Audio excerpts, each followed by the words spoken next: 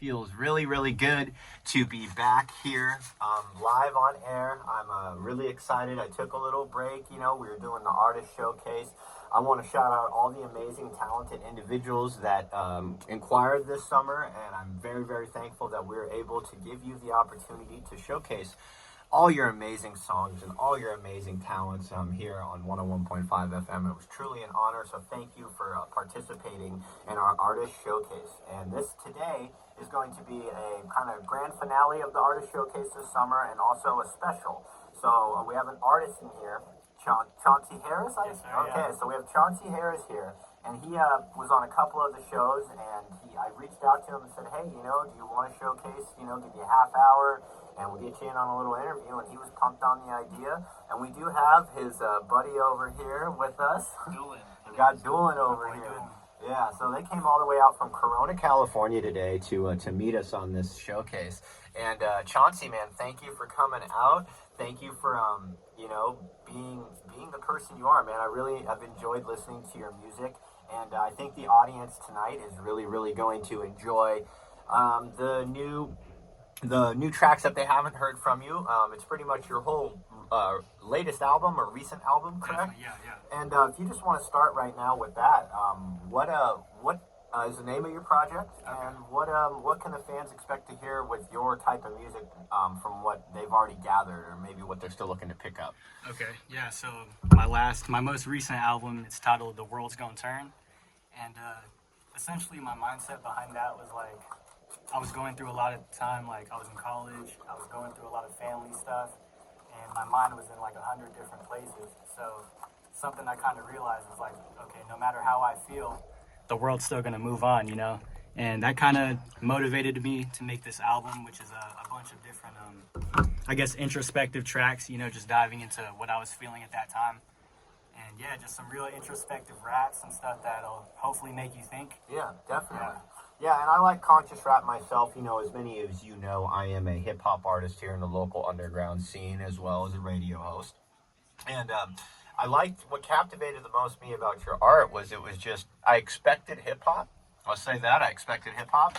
But then all of a sudden I hear this beautiful instrumental build-up. And I'm like, oh, okay, let's take a peep in here. Let's dive in, And honestly, you caught me off guard, man. It's like I didn't, a lot of people these days that I do meet, I meet great bands, and I meet a lot of people that are very, very multi-genre and very talented, but you really set yourself apart, so I'm very honored that we're going to be able to play your album here after our talk. Yeah, but let's dive in to try to get to know who you are as a person. So let's learn a little bit about Chauncey. Where are you from? Where were you born? And, what were some things that led you to choose to get into music at this age over now? Yeah, awesome. So my name is Chauncey Harris. I'm from Fullerton, California, but how I got into music was no one in my family is really a musician. I have family that kind of dabbles with playing instruments, but no one that really took it up to the next level, I guess, where I'm at.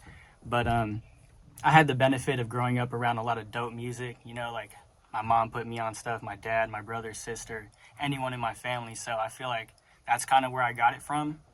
And then even before the music, as a young kid, I was really into writing. So that's kind of how I started, mostly with poetry and spoken word stuff when I was about 8 years old. And then when I was around 11, 12, that's when I got into putting stuff down on beats and instrumentals. And then that's when I started to feel like, okay, I can actually do something with this. And right. What was one of the first instruments that you started playing? So I got into instruments when I was 14. Mm-hmm. So my first instrument I started was piano. Oh, nice. Well, you got to know the major keys. Right. That's something that's definitely helped me out, especially when writing a very melodic or very harmonic flow or a hook or chorus or whatever it may be, a bridge. So artists, make sure you learn keys. Don't be ashamed to play piano. I remember growing up, if you were playing piano, kids would bag on you and make fun of you. But kids are mean, and we all know that. But it's okay to know piano. I really regret not going to those lessons when I was a kid, because now I'm playing catch up with a lot of these producers. Nah, same, dude. I had the opportunity to start playing guitar when I was around 8 years old, because my dad really tried to instill that within me, learn an instrument, And at that time when I was 8, I was I didn't like it, I was I thought you could just pick up an instrument and already be good at it. And already know how to play and do all that. Right. And, I mean, that's like kid mentality, though. Exactly, You know, yeah. I'll tell you a story. I remember when I was four or five, I almost drowned, right? Mm-hmm. So I saw a younger kid go in the deep end of the pool, and I'm like, oh, I'm older, so I can do that. Yeah. And then I just walked right into the deep end of a lap pool and almost drowned when I was 5. Like, it was Yeah. like, so I get what you're saying, you know, you should think like that mentality. But, so 14, you know, you really start messing around and stuff. And how old are you right now? I'm 20. 20, okay, Yeah. so still really young, so that's 6 years. And what is, I guess, is guitar like your main, like, instrument? Like, what is your main go-to aside from vocals and singing? My main instrument would probably be piano. Piano. But I also picked up drums about 2 years ago. Yeah. So that's probably like the runner-up. Piano, drums, and then I've been playing a lot of bass lately. And do you guys also, not you guys, well, we got Dolan here, you Yeah. guys do make music together. Do you, how much of, say, the production of your music, how much of it is, like, in-house? Like, you played the drums, you played the bass, so forth and so forth. It really depends, you know, because like I'm a writer first. So Yeah. when it comes to like making music, I feel like I always have something to say. So that usually means that I won't always make the beat. You know, sometimes I'll find a beat from like our other homie Nick, or I'll find a beat online, or sometimes I produce them. So it's kind of really a scatterbrain, you know? Yeah, definitely. Yeah. And it also, too, it has a lot to do with, you know, I guess how you approach it, you know, Right, like right. for me, like music and rap is like one thing, you know, and like the best advice I got, well, shout out my boy Classified, hum it out, like kind of make a melody, you know, really hum it out. Cause I tend to get writer's block a lot now. At first I didn't really get it, but then now I'm putting more thought into my entendres and stuff like that and trying to, you know, obviously catch the listener's Right. ear a little bit more. What is a creative process that you use when it comes to making music? Like, is there something that you feel like you do that no one else does? That's a good question. I wouldn't say, you know, maybe no one else does this, but something that really helped me back in the day, like when I was in like middle school, is I would look into the battle rap. Oh, Yeah, yeah. battle rap people, really- Yeah, people tell me I should be doing the battle rap, but then I'm just like, I just like don't have a filter. But I know battle rap's like that, but then I would feel bad if I hurt someone's feelings. But then, Oh, yeah. But then I'd get mad if someone hurt my feelings. So Right, it doesn't right. matter. You can't be, you know, thinking like that. So what was it about battle rap that helped you? It was just, I feel like they kind of approach it a little bit differently, you know, because they have an opponent, whereas like when you're writing a track, it's just you and the page. So I feel like their wordplay and entendres are a little bit different. Yeah, definitely. Yeah, I've been trying to get more creative on that. I've definitely been messing around with some words. I've been trying to read more. Been trying to Okay. just like expand the vocabulary, because I did have a lot of advice. Like, you're not repetitive, but you'll get like 8 or 10 bars in and then pull something back out of the verse from the Yeah. beginning of the verse, and then you lose that steam and that momentum. Right, right. You know, and I mean, music is subjective. It's art, you know, it's just a matter of how you approach things. And what's been like, say, some of the best advice you've gotten musically? Best advice I've gotten musically. Okay, yes. First one off the top of my head would probably be something my grandma told me, but pretty simple advice. But she always told me, you know, do what you love. Yeah. You know, follow what you feel is right internally. And I feel like over the years that has served me well. Yeah, and it's all how you feel, because I was actually really subconscious a lot of the time. Yeah. Especially being a freestyle artist, like I tell people, yeah, I've been rapping for 10 years, but then there's nothing to show for it, you know? So then there was that subconscious, like, feeling of doubt and fear in my mind, like trying to actually put words to paper. But at the same time, if you think it sounds dope, I mean, you know, that's what matters, really, Right. because, I mean, I hear a lot of stuff out there, and I kind of turn my head like, all right, don't feel too bad, you know, like Yeah. people like that, you know what I'm saying? Like, don't feel bad about yourself, and then you hear something that, you know, I shout out to all creatives and talents, but I'm just saying, like, I've heard some questionable art, Yeah. and I'm like, okay, I'm going to release this, and then it'll help me build up the animosity to, like, drop an EP or an album, you know, and Yeah. it's all for fun, you know, it's all Exactly. for fun. Music for me is a hobby. It's more like a mental health thing. I've got 3 albums and 2 EPs and a few singles that I've made. Nice. And that's just been all from pure, like, in a creative space. It was never planned. It just, oh, we're all here and we're creatives. Let's make a song. And that's what a lot of my bodies of work have consisted of. And I'm actually working on a new project right now. Okay. Man, hopefully we can get you to slide on there on some Let's do it. keys or Yeah, come something, on. you know? I'm all for Can it. slide you a beat pack tonight. Be like, Oh. yo, Fat, slide the beat pack Come over on. my boy Chauncey Harris. I'm with it. Yeah, we've been messing around. Yeah, I mean, I feel like the energy, you know, here, especially with your aura too, man. Just your whole character, it fits what I hear on the track, you know.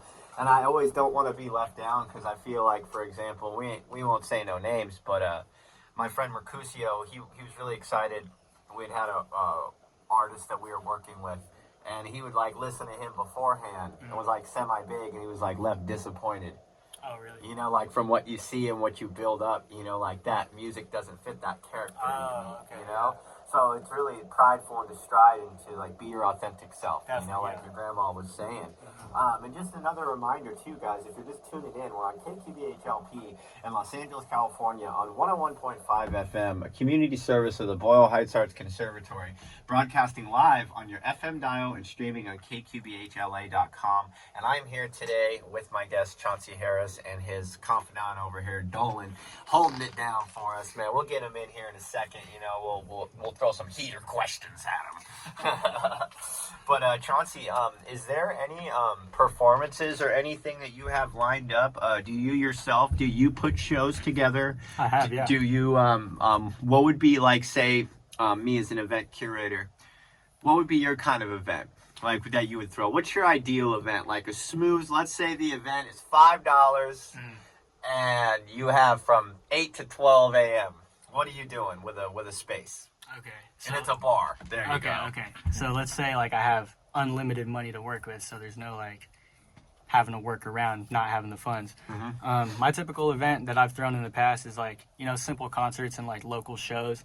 I always try to make it a good experience for the guests. So like ways that we've done that in the past is like pay what you want shows. Yeah. Yeah, I love doing that, you know. That's out of Russell's book right there. Exactly, yeah. He Shout out LaRussell, he just killed it at Outside Lands. Oh, really? Yeah. Absolutely. He just had a post. He was like, from backyards to 60,000. And it's Dude, like, yeah, he's like that right there. That's just a flex. Like, yeah, that, dude, that's, yeah. And LaRussell's great though, because you know what he's taught me? Just drop the art. That's what I'm saying. That fool's always dropping, bro. And I'm like, 11 albums last year. And then like right now, like he did a big one with like Snoop Dogg and Wiz Khalifa, was on like a bunch of stuff, but he didn't like, you know how most artists just sit on that and let it marinate? Right. He doesn't have to do that. Yeah. He doesn't have to bank and be like, oh, this song is gonna get me like a couple months. Right. Get these. Nah, he's just dropping and dropping and dropping and dropping. And so I mean, there's a lot of things I think LaRussell has taught a lot of us, and we don't even know it. And I'm waiting for the day that a university in California gives him a class to teach in music. Straight up, man. Like let him be a professor and let him lecture people on music business and like how to do it right. I think that's really what the music industry needs. You know how you go to school and you go get a degree to be an engineer or whatever? Why aren't they teaching artists how to be literate with finances? Exactly. Yeah. Why, if you're gonna go get a music or a music business degree, there isn't really like classes like that. Like there maybe be, I might be missing something, but really truly to focus on hip hop or like independent music and how to sign up for ASCAP, how to sign up for BMI, how to get your masters registered, how to actually collect and make music. And the thing is when they say there's no money in music, well, then how do the big corporations make music? Exactly. People got to stop saying that. You got to want it, and you got to go get it. So shout out to LaRussell for inspiring a young generation of people who honestly really look up to you, bro. So you keep, straight up, you know, like he inspires me, and he's also from Vallejo. I'm from the Bay Area. I'm from the 707, and we don't have a lot of people from the 707 who like, well, we got MC Hammer and E40. Yeah, that's cool, and CC Sabathia and Jeff Gordon. But when it comes to like someone like that who's really representing the Bay Area for what it is, it's a really beautiful thing to see. Yeah, and he's really like pioneering the game too. Yeah, I mean, it's like it's like slogan. It's different, like you know, like, and it really is. You know, have you seen here in LA? Let's try to see. Is there anyone in Los Angeles that's doing stuff like LaRussell? Like that hasn't really been talked about. That, you know, it's just a dope collective. Can you think of any? Honestly, I can't think of any off the top of my head, but I would probably say, well, like you said, La Russell is inspiring a whole new generation with the innovative new business model. So I would say that there is, but we just haven't heard of them quite yet. Yeah, definitely. I think that's a good way to put it because young entrepreneur, we're all striving. I mean, the backyard, I feel like backyard shows now have come back because of him. Yeah. Definitely, yeah, man. Like, my mother-in-law, she'd always be like, oh, we used to go to the backyard to La Russell. Shout out to the whole Bay Area. Man, hopefully one of my goals in the future is not only now I have the LA Lifestyle, but if I can get up in a radio station up north and create Bay Area Lifestyle. Ooh, and then just have a whole, like, hyphy, just a whole show based off the Bay Area movement. So, baby steps. We will manifest that today. It'll come full circle. Yeah. And do you have any shows or anything coming up? I know you had said, you did the pay to play, but are you planning anything or do you have anything booked right now? I don't have any events lined up currently. Like I have ideas floating around in my mind, but like especially with throwing your own shows and like not going through any like booking agents or anything, it's a lot of work, dude. Like I'm sure you know. Oh yeah, I just went through it, and I was trying to do a festival. I had exactly 20 artists plus a headliner from Dallas. We were flying out, and then dealing with nonprofits and sponsors and donors and following the LA City. Like we were taking it to a whole other level. But, we'll speak on it. It was just right now, like, my position, and the economy. It's really tough, man. And, people aren't going out as much. People aren't spending too much money, So, I mean, like, I'm glad and I'm proud of myself for putting my ego and my pride aside.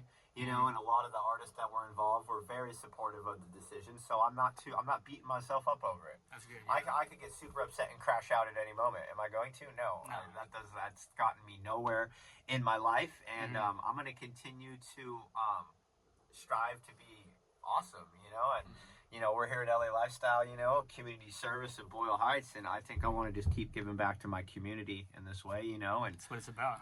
Yeah, and my slogan is it's community. We all volunteer. Period.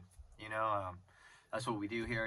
We work our little butts off to strive to find talent. Right.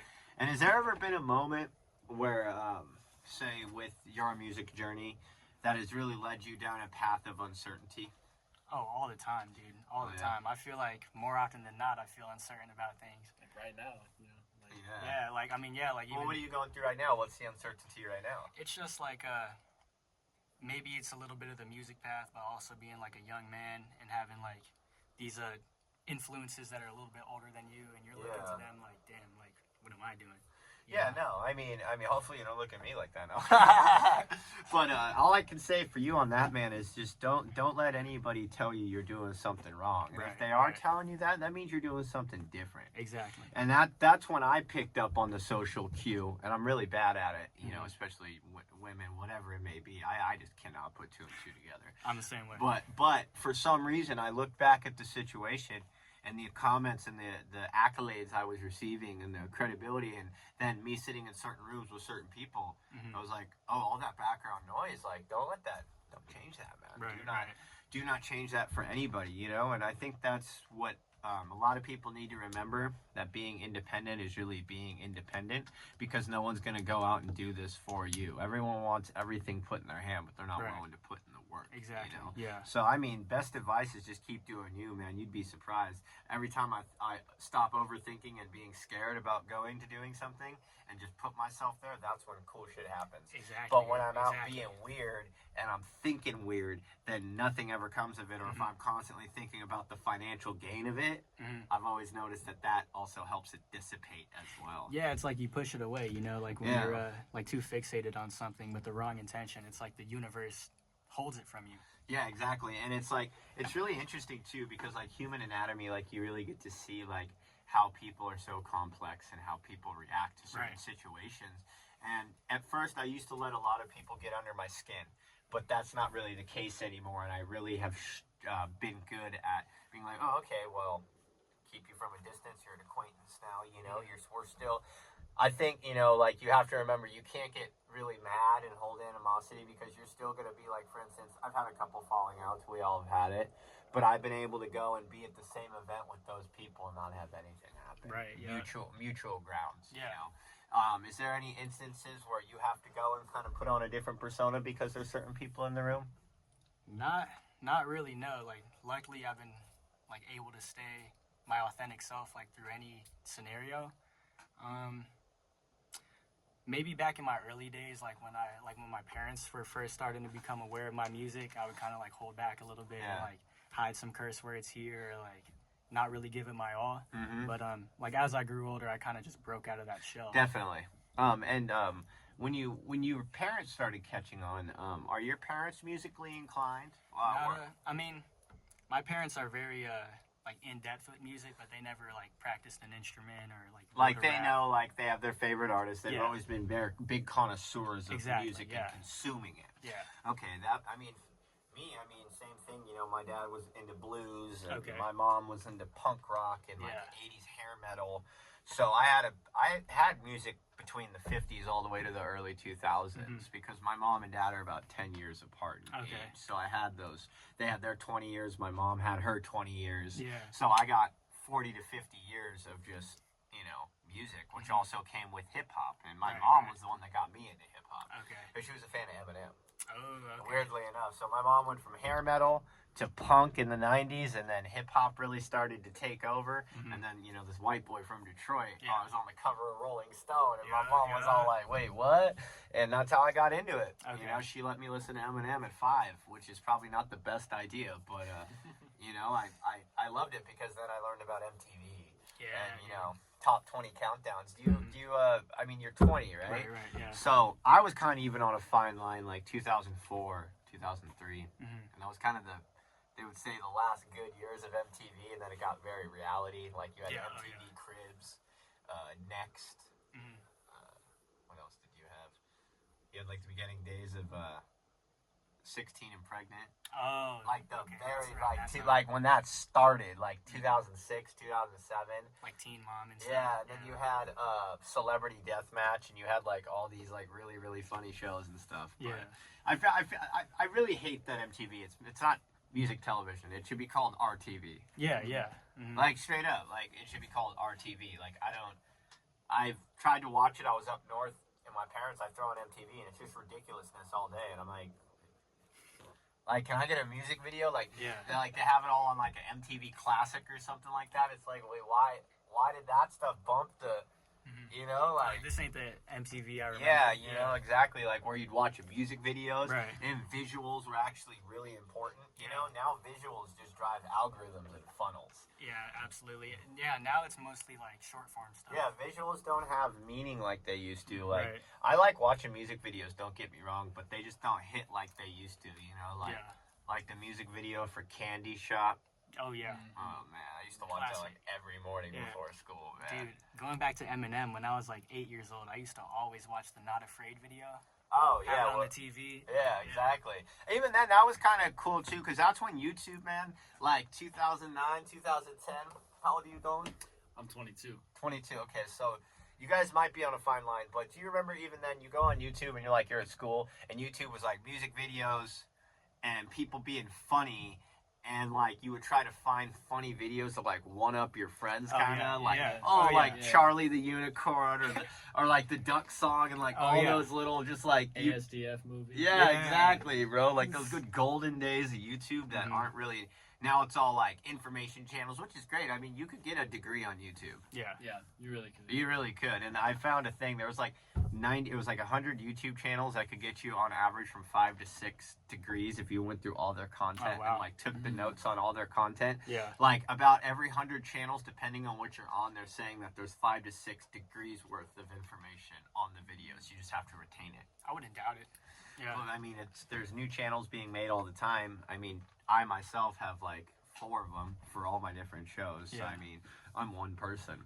Like Mr. Beast, he was crazy. He made a YouTube channel for every language. Oh wow. So he took his videos and then an AI thing generated and made the language into the language it was going to. Yeah. So he has all his videos in every country, but in every different language. That's dedication. That's crazy. Oh, you gotta have a big team. That's what I was explaining to you. For my festival, it's just like to take that step, you cannot do it by yourself. Like I can't be I can, but like my mental health, Yeah. How do you stay balanced with mental health and music? It's it sways a lot, you know.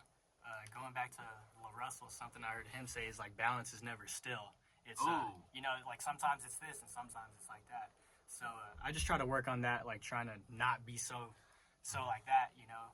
But it really depends because like in moments where I'm like putting stuff together, like an event or something, that's when my mental health kind of starts to slip.